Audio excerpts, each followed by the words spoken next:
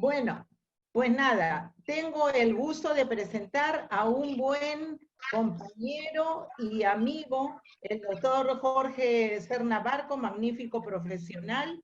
Él tiene la especialidad de medicina interna y medicina intensiva en la Universidad Nacional Mayor de San Marcos. Ha tenido estudios de maestría en enfermedades infecciosas en la Universidad Cayetano Heredia.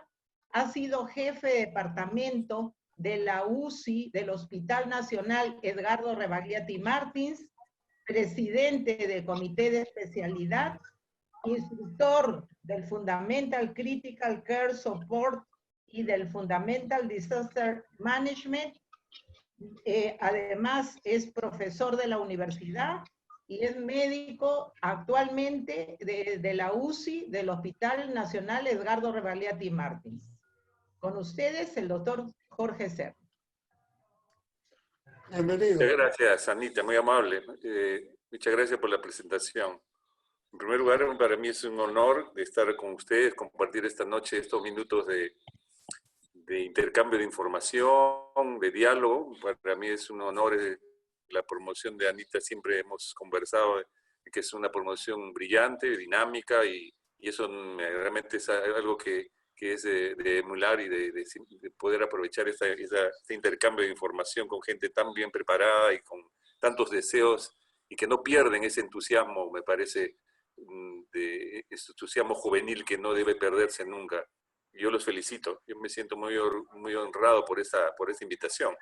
De otro lado, tengo que agradecer porque Anita, con quien nos nutre no solamente un lazo de amistad y que es mi maestra, sino que muchas de las cosas, la forma, las conductas que yo he aprendido, las aprendí de ella. Ella fue mi maestra del año 1979, cuando yo empecé a hacer el internado, la residencia, los estudios, inclusive los primeros estudios de medicina. Siempre estuve muy metido en la UCI en sus primeros años, entonces para mí es un honor que ella me presente. Yo le agradezco mucho su amistad, sus conocimientos, su experiencia y de que ha sido mi mentora. Entonces yo me siento muy orgulloso de que ella esté en esta reunión.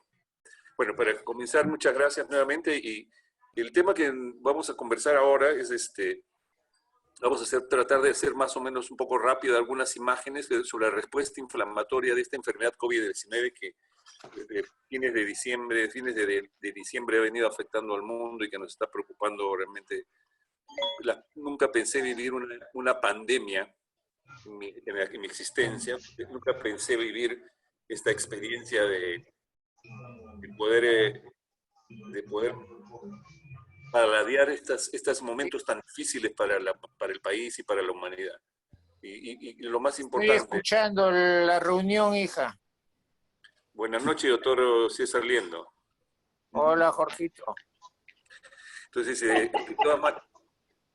el asunto que esta experiencia, y lo más importante es que, si bien es cierto, todos los servicios se han puesto, medicina interna, emergencia, cuidados intensivos ha pasado a ser estar en la punta de la ola, porque definitivamente son los pacientes más graves, y la idea es, si bien es cierto, la medicina del manejo inicial es muy importante, la preparación de nuestros países latinoamericanos y especialmente el Perú en lo que es el equipamiento, tener UCIs muy mejor implementadas, un sistema de salud más ordenado. Creo que este es un golpe muy fuerte que nos va a hacer cambiar, y va a hacer cambiar a las autoridades las conductas que han venido teniendo de ser escasos en la inversión, no solamente en el equipamiento, en la capacitación y motivación para que la gente se dedique a nuestra especialidad. En esta oportunidad, entonces, vamos a revisar esta parte inflamatoria de lo que es el COVID-19. Los objetivos rápidamente son conceptos básicos, algunos aspectos de las epidemias, el concepto de lo que es cómo se clasifican los coronavirus desde el punto de vista microbiológico, hablar del concepto de lo que es la epidemiología genómica en una plataforma NextStrain, que lo vamos a hacer muy breve también, y de cómo aparece el SARS-CoV-1 y el SARS-CoV-2, que son familiares. Uno fue el SARS, que afectó el mundo en el año 2003, y otro es el SARS-CoV-2, que apareció en diciembre del 19. Y un poco la estructura proteica, y qué va permitiendo, y cuáles son los mecanismos por los cuales se fijan los tejidos. igual manera, rápidamente, una respuesta inflamatoria, ¿por qué hay tantas molestias multisistémicas que llevan a la disfunción múltiple de órganos, en donde el pulmón es el más importante, pero afecta a una serie de órganos que lo vamos a tratar de interpretar, porque todavía hay una serie de aspectos que faltan conocer, que faltan especialmente en la parte de fisiopatológica y en la parte terapéutica, que es donde más hay problemas en este momento. Y algunos conceptos errados sobre cómo se está manejando esto, y que aparece la idea de que estos virus han sido manipulados, que han aparecido en el laboratorio de investigación de Wuhan, la doctora Xin-Chen Xi, y que lo ha generado Estados Unidos, que lo ha generado China, de tal manera que esos son algunos aspectos que vamos a conversar rápidamente. La siguiente, profesor. Rápidamente, la siguiente. Rápidamente, la idea es que este tema de las pandemias ha afectado a la humanidad desde la época de los griegos. Y esta siguiente gráfica nos muestra la cantidad de personas que murieron en las pandemias. Fundamentalmente ha sido la peste, y la que generó más muertes, la peste bubónica, 200 millones de muertos en 1347.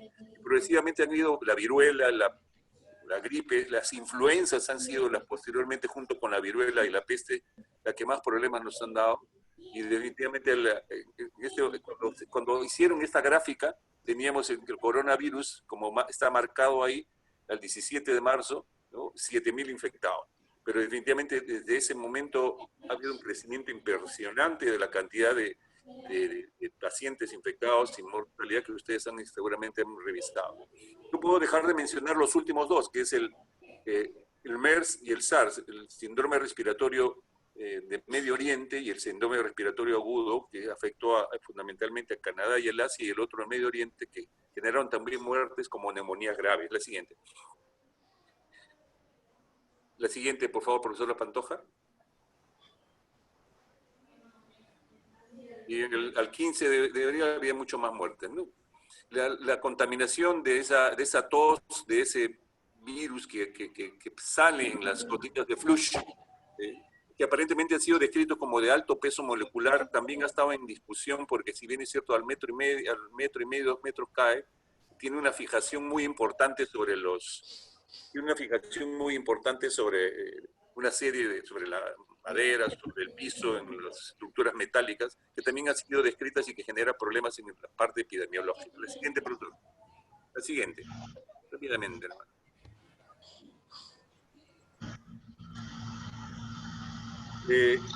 Este dato es importante porque miren ustedes hacia la parte derecha, este coronavirus pertenece a la coronaviridae. Hay alfa coronavirus, beta coronavirus y gamma coronavirus. Si bien es cierto, los alfa y los beta han generado enfermedades en el humano, los alfa coronavirus han generado enfermedades leves. Fundamentalmente el portador descrito hasta la fecha más importante, en donde el reservorio natural de este coronavirus aparentemente es el murciélago. Es el murciélago y afecta tanto a alfa, beta como coronavirus. Sí, a la siguiente, maestro. La siguiente. El SARS y el MERS. Un poquito antes, por favor.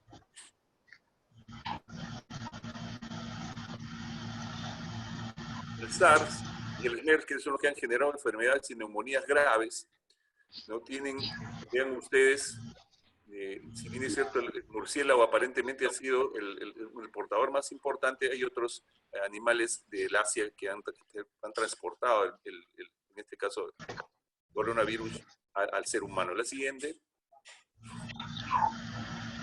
Algo que es importante de esta diapositiva de alfa, ¿alguien tiene el parlante, el parlante encendido, el micrófono encendido? Sería importante que... Entonces, acá lo que trato de mostrar es que los alfa coronavirus fundamentalmente se unen también a los receptores de enzima convertidora de angiotensina 2, que ha sido descrito ya, y de igual manera el SARS se une a la enzima convertidora de angiotensina 2, mientras que estos otros alfa coronavirus tienen otros sitios de unión a nivel celular y por lo tanto generan cuadros más leves. El MERS, a ver la siguiente por favor, rápidamente.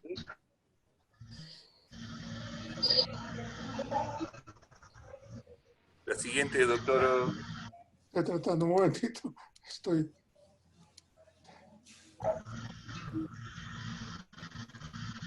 Por ejemplo, acá, como podemos ver, los alfa coronavirus producen en los porcinos y humanos diarreas, epidemias de enfermedades respiratorias leves, pero el SARS y el MERS han descrito ya en humanos la enfermedad respiratoria severa, en ratones produce hepatitis, también enfermedades respiratorias y tanto en aviar como en bovinos. La siguiente.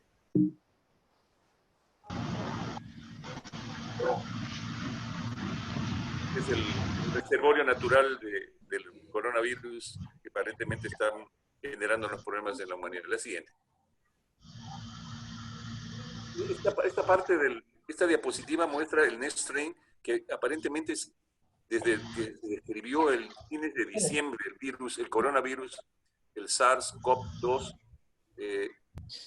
es una plataforma en donde se les hace llegar todas las cepas de virus que se han descrito en el mundo, y ellos, la siguiente, profesor, y ellos en esta plataforma llamada NextStrain hacen un seguimiento genómico. Por lo tanto, ellos hablan de epidemiología genómica, de hacer si realmente estamos ante uno, dos o más virus.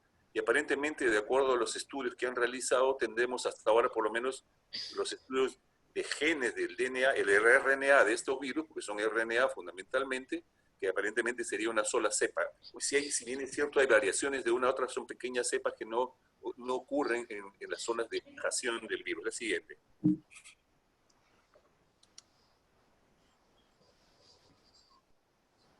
Ese análisis genómico se muestra, ustedes entran ustedes en plataforma NextStrain, en el Google, encuentran ustedes el análisis genómico de hasta el día de hoy. Hoy día no he podido entrar, pero la siguiente, por favor, para que ustedes vean cómo la siguiente es más o menos lo mismo, que se compara. Está descrito cómo ha viajado el virus desde el Asia a los diversos países, aparentemente de Asia vino a Latinoamérica, y cuando uno entra a esta parte de la página, uno coloca el puntero en cada uno de estos círculos y le puede salir ahí dónde fue descrito, qué otras divergencias de la estructura moleculares hay, y definitivamente hace una descripción de cada uno de los virus. La siguiente. Rápido. The next.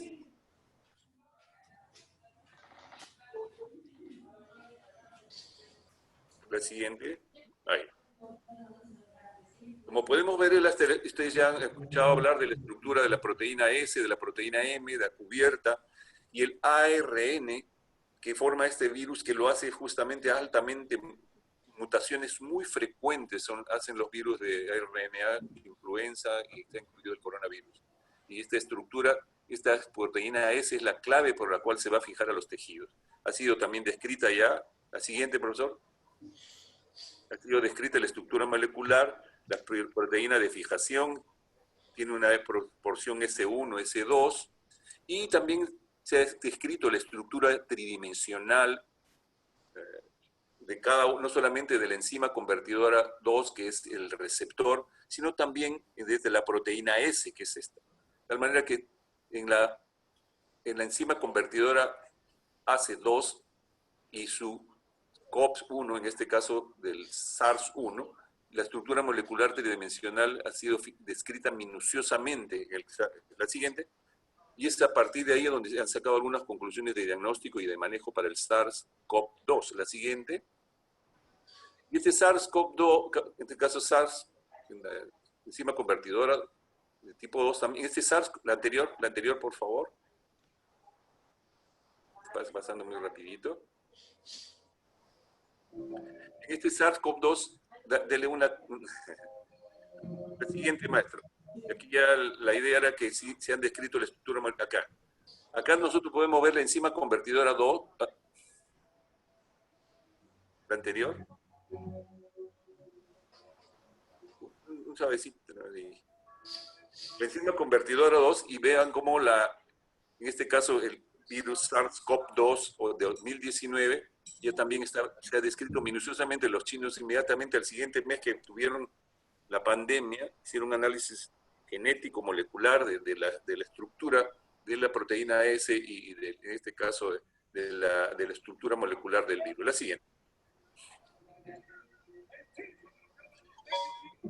Esta diapositiva lo que simplemente les muestra es que estos son los núcleos de las células, célula humana ELA, del murciélago. Estas son células en donde genéticamente se ha destruido la enzima convertidora 2 y donde se puede teñir acá con este colorante las células que tienen enzima convertidora 2, el AC2.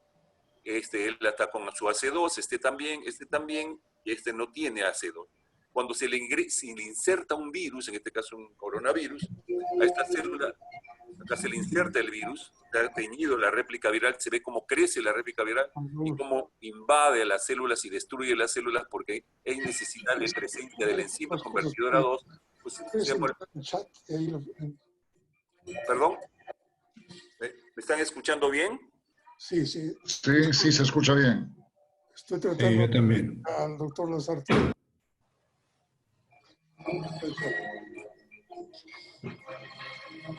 Adelante. Disculpe la interrupción. Retroceda un poquito, profesor, una diapositiva un poquito antes. Es importante que silencien su micrófono para no intervenir en la exposición.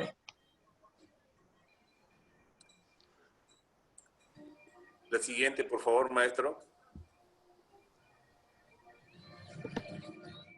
¿Ya? Acá lo que yo les decía era que aquí se ve cómo es necesario las enzimas convertidoras para que prolifere el virus. La siguiente. 3 cliqueadas siguientes. 1, 2, 3. La afectación más importante de ese virus porque hay receptores de enzima convertidora en el pulmón, en el riñón. La siguiente. En el corazón también, el aparato digestivo y el sistema nervioso central. Es muy importante eso porque aparentemente estos receptores son los que fijan, donde se va a fijar en la proteína S de este virus, coronavirus SARS-19 o COVID-19, y va a generar cuadros leves, moderados, severos y críticos. Luego lo vamos a conversar. Aparentemente esta enfermedad en el 80%, 82% da moderado, 15% severo, 3%, 5% en cuidado intensivo. La siguiente. La siguiente, ese es el pulmón en donde tenemos las células epiteliales. La siguiente, estas células epiteliales en donde se ven las vellosidades, son las vibrisas, en este caso el epitelio con sus vellosidades. La siguiente, y donde se fija el virus. La siguiente, el virus se fija ahí y trata de introducirse. La siguiente, y vean ustedes cómo el receptor AC2 se une con la proteína S. Y esto facilita un cambio conformacional de la membrana. La siguiente. La siguiente. Y vean ustedes cómo esa trata de ingresar. Y estas son una gráfica que muestra esa proteína S que tiene una porción S1, S2. La siguiente. Y hace antes de fusionarse, ocurren cambios tridimensionales. Esta es la microscopía electrónica, donde se ve antes de que se fusione el virus a la célula siguiente, y cómo cambian la proteína S, como que se fija a la membrana celular y se introduce. La siguiente, y ocurren cambios ya post-fusión. Se fusiona la membrana celular e ingresa. La siguiente. Una cosa muy importante es que no solamente es la proteína S y la enzima convertidora de angiotensina 2 las que van a funcionar para fijar la célula. Existen un grupo de enzimas, de proteasas alrededor de la membrana celular, donde está la proteasa adenina transmembrana tipo 2 o la ADAM17, que también aparentemente facilitarían el ingreso de este virus a la célula. Y esto es muy importante porque las vacunas o los tratamientos que se pueden generar a partir de este mecanismo de acción y de ingreso podrían bloquear estas enzimas, podrían bloquear la proteína S, podrían bloquear la enzima convertidora o alterar estas proteasas que facilitan el ingreso del virus a la célula. La siguiente, profesor. Es el camino a casa. Bienvenido. La siguiente. Ahí. Ahí. Muy bien. Vean ustedes cómo está la membrana celular y aquí están los receptores AC2 donde se fija el SARS-CoV-2, pero también adyacente a la membrana están la proteasa transmembrana, la proteincerasa tipo 2, que facilita el ingreso, y el ADAM17 aparentemente que facilitaría que en este caso, que se liberen fácilmente y genera una respuesta inflamatoria de estos AC2 que facilitarían y producirían efectos, enzima convertidora facilitaría la conversión de angiotensina 1 a 2 y podría inicialmente generar vasoconstricción y problemas metabólicos. Luego, entonces, estos sistemas enzimáticos ADAMS, TMPR y AC2 facilitarían el ingreso del virus y aparentemente se están generando búsqueda de si la vacuna actuaría en estos tres y si hay algunos medicamentos que bloqueen este ingreso a nivel de estos pasos. La siguiente. Un dato adicional que lo encontramos también recientemente, en 2020, aquí en el Journal Infection, es que este COVID-19 además se fija al receptor, la proteína 78 reguladora de la glucosa. Y tendría algo que ver también por eso con el control de la diabetes en pacientes diabéticos. La siguiente. La siguiente es la referencia. La siguiente se ha detectado cuáles son las regiones donde se fija. La siguiente. Pasa a la siguiente, porque, maestro, por favor, la siguiente, porque esta es una parte molecular que sustenta parte de lo que hemos conversado. Se ha descrito perfectamente las regiones donde se fijan. La siguiente, como pueden ustedes ver, son estudios moleculares de cristalización de las estructuras moleculares, tanto de la proteína S y qué regiones son las que se fijan. De tal manera que todo ese detalle molecular se está estudiando para que exista una vacuna o productos o tratamientos que se dirijan para destruir esa zona del virus. La siguiente.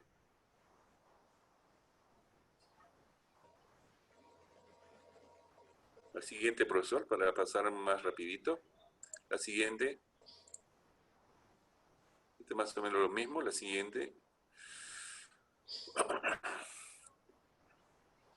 Vean ustedes, acá está el receptor GRP8, o sea, proteína reguladora de la glucosa, que se sabe dónde está, cómo se fija el coronavirus, y esto también ingresaría.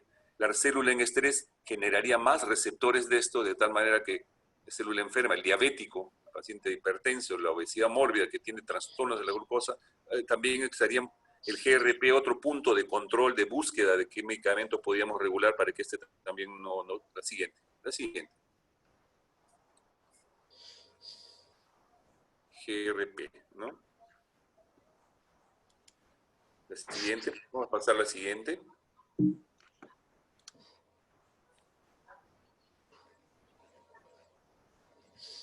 Como podemos ver, una vez que se fusiona con la membrana celular, el material genético se libera a nivel del citoplasma, se fija el retículo endoplásmico, la siguiente, y se empieza a sintetizar con el RNA mensajero las proteínas S y toda la estructura molecular del virus. Una vez que se fusiona, se fija, acá están los sistemas que facilitan, se ocurre una endocitosis, liberación del virus. Una vez que se fusiona y se libera, el material genético ingresa al retículo endoplasma, aquí se sintetiza con el RNA mensajero, le dice, sintetízame todas las proteínas que yo tengo en mi estructura, y luego a través del aparato de Golgi se forma una membrana que lo libera. Y la siguiente.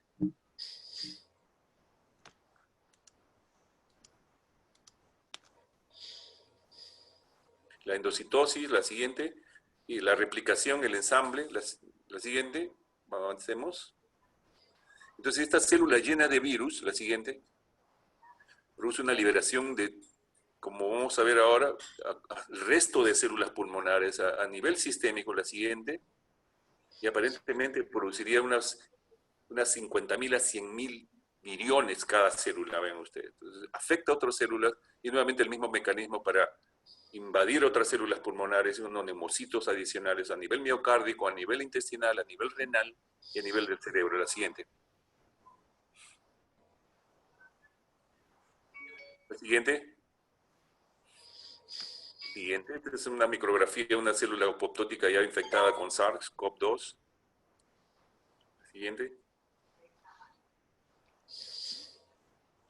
Las manifestaciones pulmonares fundamentalmente se manifiestan como si fuera una neumonía viral.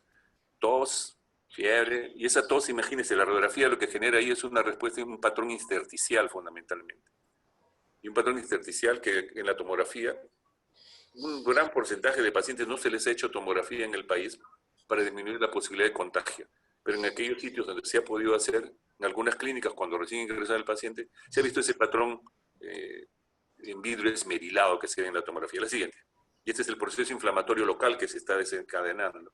Luego esto puede avanzar a una hipoxemia severa, a una insuficiencia respiratoria, compromiso alveolar ya luego en la fase avanzada y que genera hipoxia importante, con algunas características particulares clínicamente, porque ahí se ha descrito hipoxia oculta, porque el paciente no tiene mucha insuficiencia respiratoria, aparentemente le encuentran 80-85 de saturación. Hay un trastorno ahí que necesita ser mejor estudiado, pero tendría algo que ver la neurotropismo que tiene este virus y que genera que haya hipoxemia, y los centros de control de la hipoxemia no estarían trabajando adecuadamente. Los italianos, que han tenido una de las mortalidades más altas, han estudiado bien estos pacientes y han puesto una hipótesis que estos pacientes, si bien es cierto, tienen una insuficiencia respiratoria severa, no son igual a un distrés respiratorio siempre, sino que hay una forma que aparentemente se comporta mecánicamente como un pulmón normal, el trastorno de ventiloperfusión es muy leve, no aumenta de peso el pulmón, y eso no hay que reclutarlos con el ventilador. Las presiones muy altas pueden lesionar más el pulmón y generar más mortalidad. Cuando ya hacen una insuficiencia respiratoria grave con compromiso alveolar, el tipo H, es low elastance, low BQ, low por el peso. Acá cuando hay un gran edema pulmonar no cardiogénico, ahí aumenta la elastancia, o sea, se hace un pulmón más duro, hay un shunt muy importante y el peso del pulmón es mayor, con una posibilidad de reclutamiento más importante, o sea, presiones importantes en la vía aérea para aperturar ese pulmón atelectasiado, en donde el surfactante no está funcionando bien. La siguiente.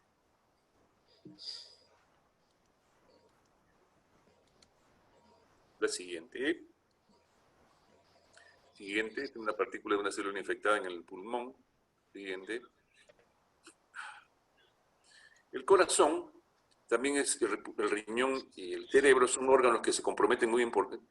El gran problema es que los receptores AC2 también están en miocardio. Produce miocarditis, produce insuficiencia cardíaca, favorece la trombosis, como vamos a ver luego, y puede producir manifestaciones cardiovasculares frecuentes. Una de las causas, en una zona de Italia han hecho un estudio donde sí hay correlación entre los paros cardíacos de estos meses de pandemia con los del año pasado, y han encontrado que se han incrementado un 20% los paros cardíacos en domicilio, en casas, y que definitivamente hay una relación de los paros cardíacos, se incremento en 16 a 20% de los paros cardíacos debido a la presencia del coronavirus. La siguiente. Vamos a pasar a la siguiente, por favor. Esto del corazón y el sistema nervioso, por ejemplo, esto lo conocen ustedes perfectamente. El angiotensinógeno se transforma la renina enzimáticamente en una angiotensina 1. La angiotensina 1, a través de la enzima convertidora angiotensina, en angiotensina 2, y esta es la que produce vasoconstricción y control de la presión arterial. Ese es el mecanismo normal. Pero también esta angiotensina 2 es inactivada o transforma la angiotensina 2 en una angiotensina 1,7 a través de la enzima convertidora tipo 2, que esta enzima convertidora tipo 2 hace que esta angiotensina 1,7 trate de controlar esos efectos vasoconstrictores y produce más bien vasodilatación para tener una presión arterial normal. O sea, hay una autorregulación propia de angiotensina 1 y angiotensina 1,7 a través de la enzima convertidora 2. La angiotensina 1 produce vasoconstricción y la enzima convertidora transforma esta en angiotensina 1,7, que a través de receptores a nivel de la vasculatura va a producir una vasodilatación manteniéndose la presión arterial normal. Un dato muy importante, vean ustedes cómo el estrés, en este caso sepsis, trauma, enfermedad metabólica, pueden generar cambios a nivel genético también, y sintetiza mayor cantidad de receptores de enzima convertidora tipo 2, el AC2, y esto se haría más sensible a la célula para poder ser infectada por estos virus. La siguiente.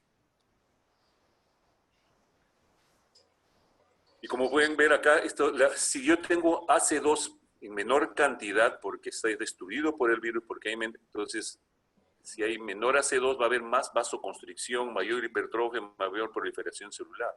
Pero también si hay aumento en el AC2, inicialmente puede haber efecto antifibrótico, antiexudante y vasodilatador. De tal manera que este es un equilibrio cuando existen ambos, y aparentemente habría un una doble onda, una primera fase de liberación de estas sustancias y una fase en donde hay más efecto vasodilatador y por eso se explicaría el shock. La siguiente.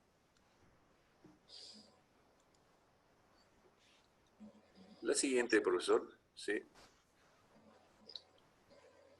Un dato muy importante es en la revista de diabetes se publica que hay una relación de la deficiencia de esta enzima convertidora y la diabetes. O sea, los diabéticos tienen problemas con estos receptores también, y esto también facilitaría esa predisposición a que los diabéticos, además de ese receptor proteína reguladora de la glucosa, los diabéticos tendrían serios problemas y por eso serían mucho más sensibles al ingreso de estos virus. La siguiente.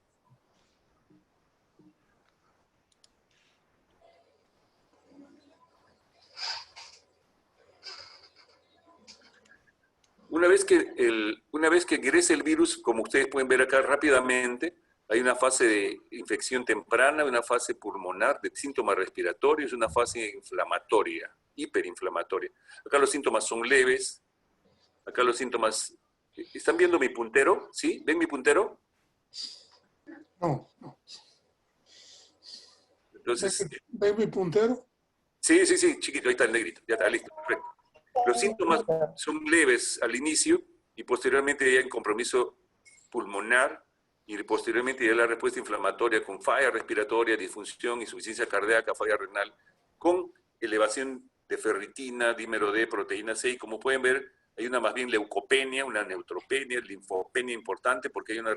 Este es uno de los virus, según conversábamos hoy día con el profesor Mario Borges, una respuesta inmunológica disminuida y un sistema inmunológico severamente disminuido. Hay anemia, plaquetas, en donde se puede en 20% ver plaquetopenia. En tiempo de protombina, el dímero D por activación de la lesión endotelial puede haber aumento del dímero D. Hay una lesión hepática donde puede haber lesión y signos de hepatolisis, como diría el profesor César Liendo. La siguiente. Aquí el dímero D elevado y la linfopenia. También hay disfunción renal, la láctico deshidrogenasa que se eleva por destrucción celular. Y podemos ver acá cómo se elevan las interleuquinas 6 y otras interleuquinas como respuesta inflamatoria severa. Hay una relación muy importante entre la severa cantidad de interleuquina 6 y la mortalidad. Ferritinas excesivamente altas hablan aparentemente de una respuesta inflamatoria muy grave, que algunos lo han tratado de relacionar con el síndrome linfohistiocytosis hemofagocítica, linfohistiocytosis hemofagocítica. De igual manera la troponina, vean ustedes cómo se eleva como si fuera un infarto, y la elevación del LDH por miocarditis fundamentalmente, ¿no? La troponina, la proteína C, la procalcitonina está presente siempre y cuando hay una infección bacteriana. La siguiente. Esta gráfica les trata de mostrar cómo cuando nosotros nos infectamos de un virus, si hay una respuesta apropiada, la replicación viral se controla y la clave de esta respuesta es la interferón, el interferón gamma. La respuesta inflamatoria hay para controlar el virus, la infiltración neutrofílica también, hay unas citoquinas y quimoquinas en una respuesta inflamatoria adecuada, pero hay mínima lesión endotelial, hay poca lesión vascular, y además acá en esta gráfica, aquí el punterito, porque si no, no van a... Acá en esta zona hay una fuga vascular leve y aparecen ya la respuesta de anticuerpos, inicialmente M y luego G, y el paciente o hace síntomas leves o simplemente se torna asintomático. A diferencia de aquellos pacientes que contienen factores de riesgo, hay una replicación viral muy importante porque tienen AC2 importante y todos los receptores y las proteasas que hemos conversado están elevadas. Hay un retardo en la respuesta del interferón y el organismo para controlar la infección en una disfunción de toda la respuesta inflamatoria con infiltración neutrofílica, linfomonocitaria, citoquinas importantes, donde hay lesión endotelial, apoptosis, fuga vascular, por eso hay edemas, lesión endotelial y edema pulmonar, y presencia de anticuerpos y subóptimos a nivel de la célula T y anticuerpos inadecuados, y un clearance viral, y eso genera injuria pulmonar, distrés respiratorio, disfunción múltiple de órganos y muerte. La siguiente.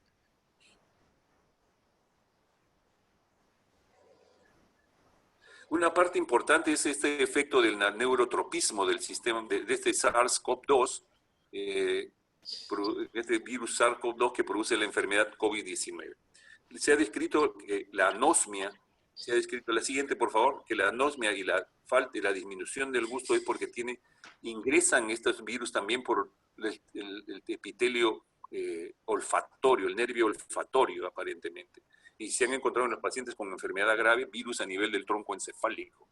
Entonces ahí hay todo un tema para investigar porque definitivamente puede haber encefalitis, compromiso encefálico, encefalopatía metabólica, encefalopatía séptica por el virus. Y eso es muy importante y que podrían ser las manifestaciones tempranas de una invasión neural de estos pacientes. La siguiente. ¿No? La siguiente, disfunción del compromiso multiorgánico. Esta lesión endotelial genera que se active la respuesta inflamatoria y por lo tanto va a haber mecanismos procoagulantes y anticoagulantes que se activan, pero fundamentalmente en esta enfermedad, lo que se encontraba cuando se investiga el perfil de coagulación y especialmente cuando se hace tromboelastografía, que es una forma de estudiar la coagulación, hay un estado de hipercoagulabilidad importante. Usualmente los pacientes tienen alteraciones de la coagulación, hay consumo de factores, pero también tienen fundamentalmente predisposición a la trombosis. Motivo por el cual en todos los pacientes en UCI le ponemos heparina, generalmente profiláctica, pero hay un porcentaje de pacientes que podrían hacer manifestaciones de trombosis venosa o arterial y habría que anticoagularles a dosis plenas con mucho cuidado porque pueden predisponer al sangrado si está asociado a plaquetopenia. La siguiente. La siguiente, está la antritombina, el dímero del producto de degradación de la fibrina, que está alterado. La siguiente. La siguiente, esto es el SARS-CoV-2 con las alteraciones de la coagulación, que no, mientras más severo, más alteraciones. Y la última parte de esta respuesta inflamatoria es lo que se llama la tormenta de citoquinas. Esto ya ha sido descrito inclusive para el CORS, para el SARS, pero fundamentalmente MERS y SARS-1. Y este coronavirus causa una tormenta y una lesión inflamatoria, ¿no? Esto ha sido descrito ya, desencadenado por el COVID-19 y donde hay una gran cantidad de citoquinas como si fuera una respuesta inflamatoria disregulada y que genera una serie de trastornos de inmunosupresión especialmente. La siguiente, no se ve bien, así se ve. Ya. Estos son los signos clínicos, el fibrinógeno puede estar bajo y este es un sistema de puntuación. Para algunos existe un síndrome de linfocitosis hemofagocítica, pero para otros no cumple los criterios, porque usualmente en esta entidad la linfocitosis hemofagocítica es una respuesta inflamatoria descontrolada al organismo que aparece en forma primaria o secundaria. Usualmente hay hepatoesplenomegalia, es una enfermedad más larvada. En este caso no hay, entonces para algunos hay una discusión. Lo que pasa es que tiene algunos componentes bioquímicos de diagnóstico en donde la ferritina, por más de 5.000, 10.000, está alta en linfocitosis hemofagocítica, y en este caso están altas también, 2.000, 6.000, más de 6.000 la ferritina, y hay fiebre, hay organomegalia, pero no siempre. Este es un criterio para diagnosticar linfocitosis hemofagocítica, pero hay discusión si realmente tiene muchas características bioquímicas de esta condición, pero hay discusión que aparentemente sería, si es que eso hace así, es secundaria al virus COVID-19. La siguiente.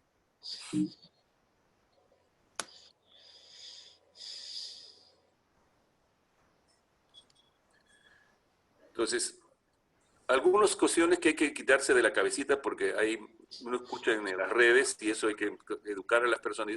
No crean las teorías de conspiración sobre el coronavirus que se le ha insertado un virus VIH para que sea más mortal. Eso no se le ha encontrado la estructura del VIH en la estructura de este virus. La siguiente. Además, fue producto de la bioingeniería. No, esto ha sido una mutación que ocurre en los virus RNA con frecuencia. Para algunos, inclusive yo he visto un video en donde hay una investigadora china de Wuhan, en donde está el laboratorio de investigación de virus más importante de China, y en donde aparentemente la relacionan con la presencia de lo que hubo en ese mercado con la venta de murciélagos y animales, pero aparentemente eso está descartado con los estudios de bioingeniería que se han hecho. No fue diseñado genéticamente y en este caso hay que permanentemente entrar a investigar en esa página de la plataforma NextRain, y ahí aparecen los datos de todo el estudio genético de estos virus. La siguiente. La siguiente. La siguiente. Algunos datos de Cochrane sobre esta condición clínica. La siguiente. Con esto acabamos ya. Sobre revisiones de la literatura sustentadas en medicina basada en la evidencia, como ustedes saben, no hay casi nada. Hay revisiones rápidas de la literatura sobre preguntas, hay estudios y comentarios sobre esta condición, estudios relevantes, información novedosa, pero nada. Ensayos clínicos sobre el tratamiento, tampoco ensayos clínicos no hay en pacientes, recién están apareciendo ahora.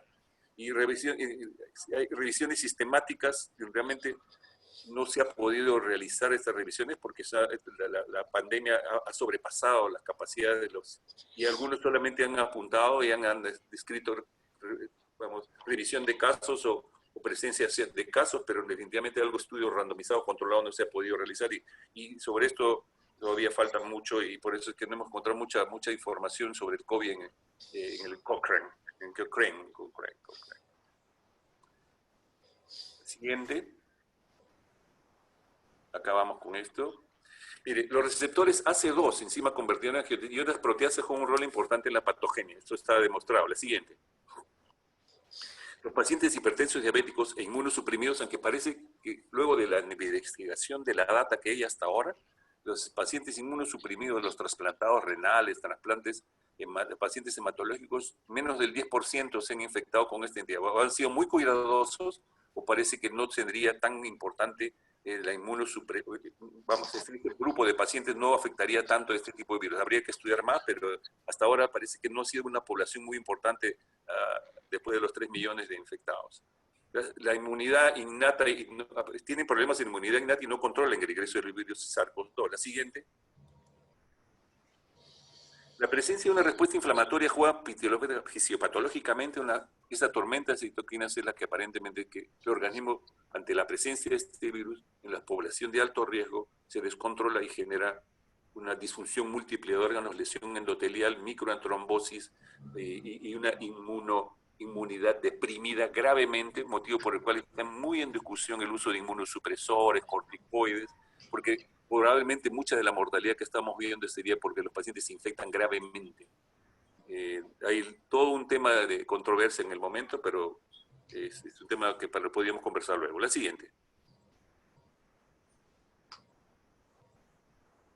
La clave está en el paciente grave con ARS proporcional, también otro factor que puede generar mortalidad cuando no se maneja bien el ventilador. Se cree que es un distrés y en todos estos pacientes a veces les ponemos PIP alto, le hacemos reclutamiento.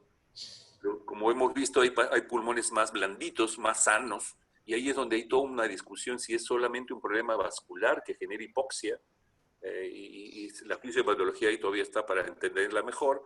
Entonces, la propuesta es una ventilación mecánica protectiva, pues la fisiopatología muestra que la compleja pulmonar en un grupo de pacientes es normal y desarrolla, cierto, un distrés respiratorio grave, y que lleva a disfunción múltiple de órganos y que el tratamiento debe ser individualizado por eso. Por eso no puede ser que estemos pensando que, si bien es cierto por este tema de la presencia masiva de pacientes, el desastre que ha significado esto, hay que capacitar a médicos para que manejen pacientes con ventilador. Siempre el intensivista, que es el que más maneja, o el anestesiólogo intensivista, tendrá que estar liderando estos grupos de médicos para que ellos manejen a médicos generales y poder manejar mayor cantidad, como se hace en forma piramidal en el caso de desastres. La siguiente, y donde nos faltan los recursos. Esta última parte es importante. Niños y adolescentes están protegidos aparentemente por tener receptores AC2 en menor cantidad, y los mayores de 60 años con cantidad incrementada por una serie de enfermedades metabólicas. Ojo, los corticoides no funcionaron en SARS-CoV-1 para controlar la inflamación. 2, la hidroxicloroquina no parece funcionar, existen estudios negativos. Justamente hoy día en la tarde estuvimos con el doctor Marcio Borges, que es el encargado de la sepsis del CEMISIUC, que es la Sociedad Española, y aparentemente el encargado de sepsis, y él ha hecho una revisión muy profunda de todo esto, y aparentemente generaría arritmias junto con la citromicina, prolongación del QT y paros cardíacos y muertes. Por lo tanto, por ahora, ellos ya nos dan hidroxicloroquina y acitromicina. Dieron inicialmente, se ha dado de todo en forma desorganizada, porque la desesperación era grande, dice él, y definitivamente también en nuestro país se ha dado eso, pero ya por lo que ustedes han escuchado, se va a hidratar, se va a dar heparina y corticoides que también lo están discutiendo. Inmunosupresores aplicados en enfermedad avanzada y grave se desconoce su efectividad. Lo que hay que hacer es estudios controlados, doble ciego, mejor seguido para que podamos sacar mejores conclusiones. Y los tratamientos compasivos y todas las drogas que se están usando, antiinflamatorios y bloqueadores de interleuquinas, pues generarían más inmunosupresión aparentemente, de tal manera que todavía no se encuentran, podrían ser más tóxicos y deberían realizarse estudios controlados, porque el objetivo es la siguiente: no hacer daño con tratamientos no demostrados, investigar y aportar. Y yo les agradezco, muchas gracias por haber tenido la paciencia de escucharme, y ese es más o menos el mensaje que quería darles. Estoy seguro que va a haber algunas preguntas, yo encantado de poderlas contestar. Muy amables. Muchas gracias, doctores. Gracias.